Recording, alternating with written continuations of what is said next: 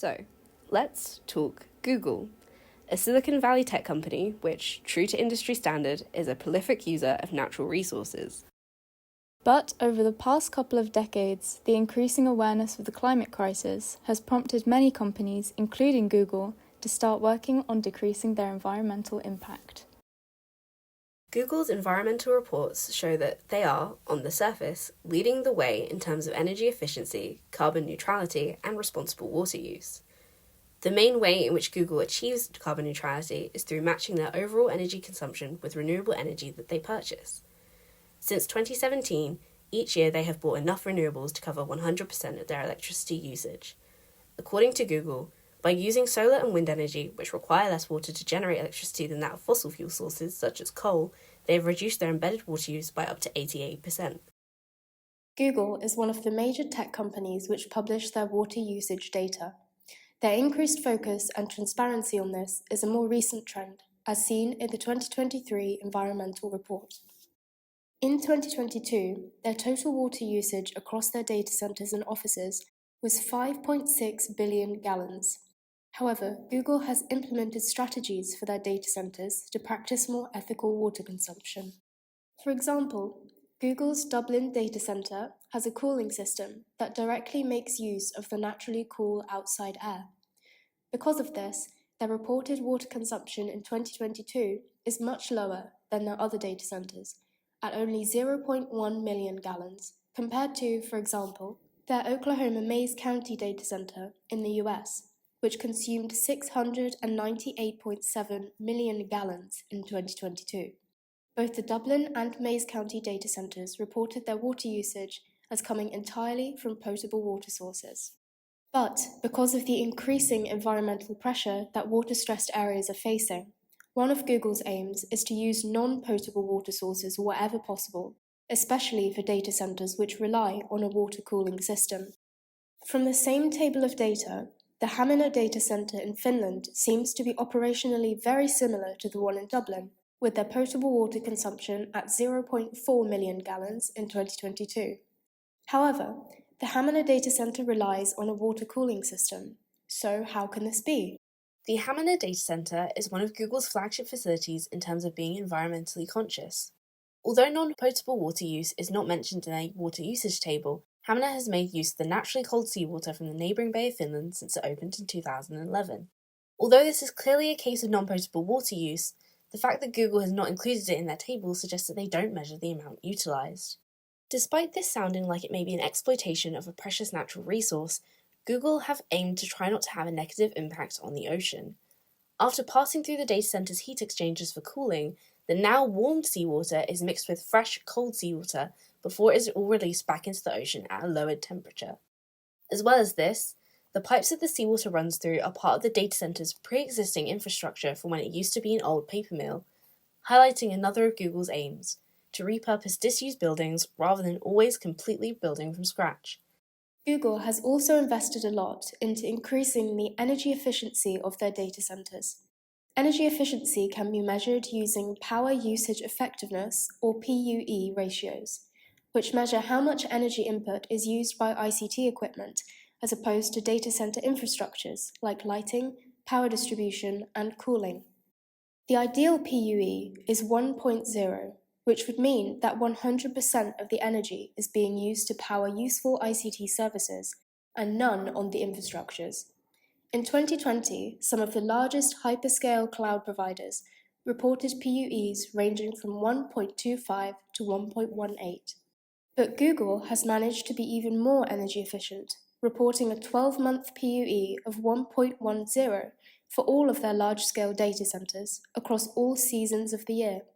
To achieve this, artificial intelligence has played an integral role. Google has reduced energy use from data center cooling systems by up to 40% through the use of AI weather predictions, as well as AI monitoring of data centers' internal temperatures and pressures.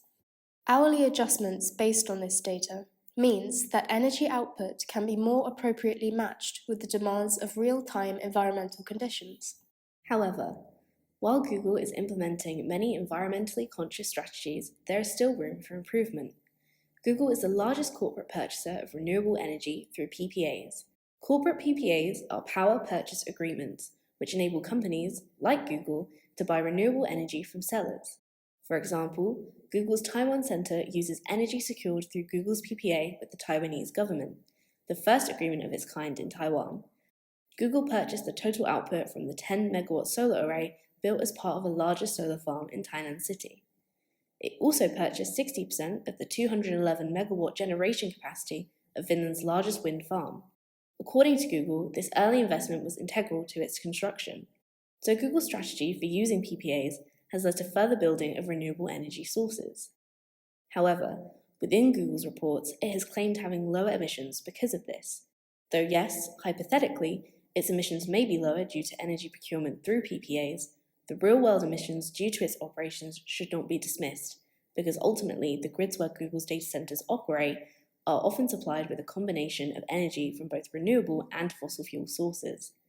It is important for Google to keep this in mind, given that the majority of its data centers reside within the United States, which is a highly carbon-intensive country. Carbon intensity, or CI, is a rating used to measure the proportion of a country's energy supply that produces carbon emissions.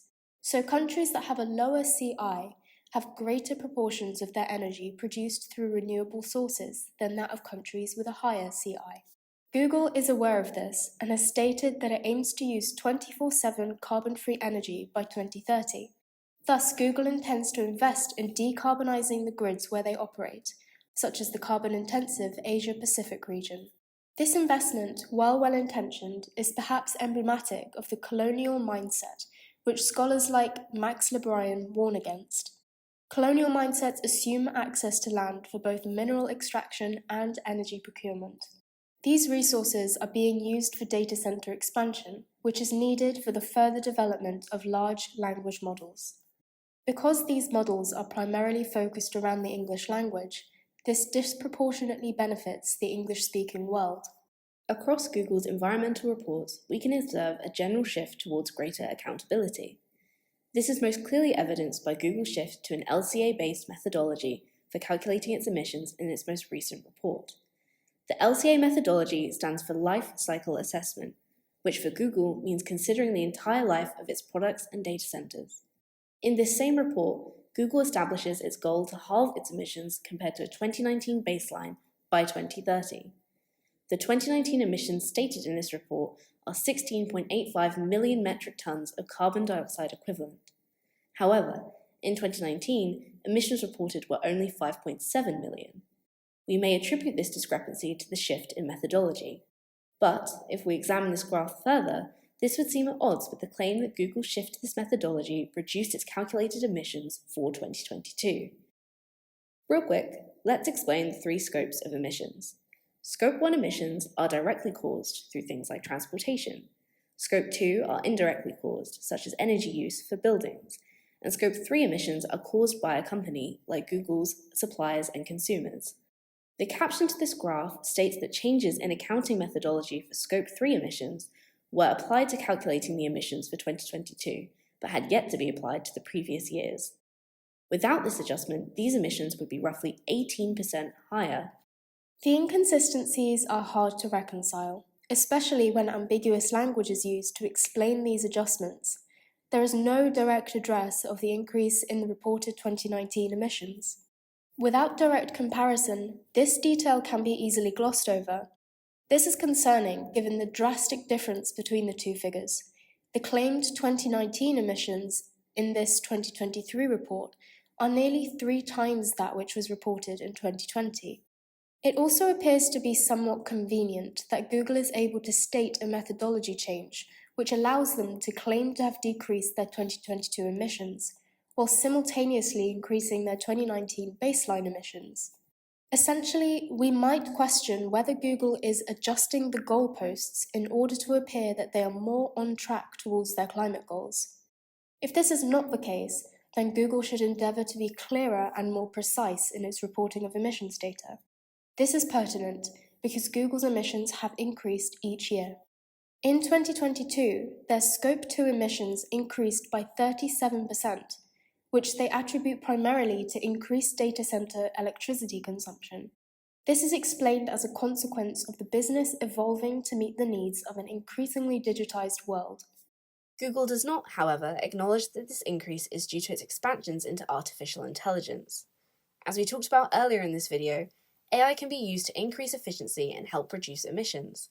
But it is misleading to only present this facet of AI and not address how resource-intensive it is to achieve the vast amounts of computation necessary.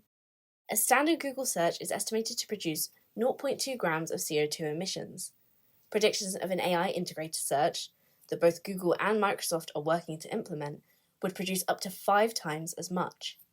In conclusion, it is evident that Google is deeply engaged with increasing its data center efficiencies in terms of both water and electricity use. It is also focused upon sourcing these responsibly through using non-potable water sources for cooling where possible and decarbonizing the grids where they operate. However, as great as these strategies are, they are only employed at a handful of Google's facilities. Focusing on how all of their data centers can implement environmentally conscious infrastructures should be a significant focus for them moving forward. If Google is to continue good environmental practice, it must be transparent about the direction of its current growth as a business. It should not attempt to misdirect and avoid these issues for the sake of self-promotion in the big tech companies' race to seem the most green.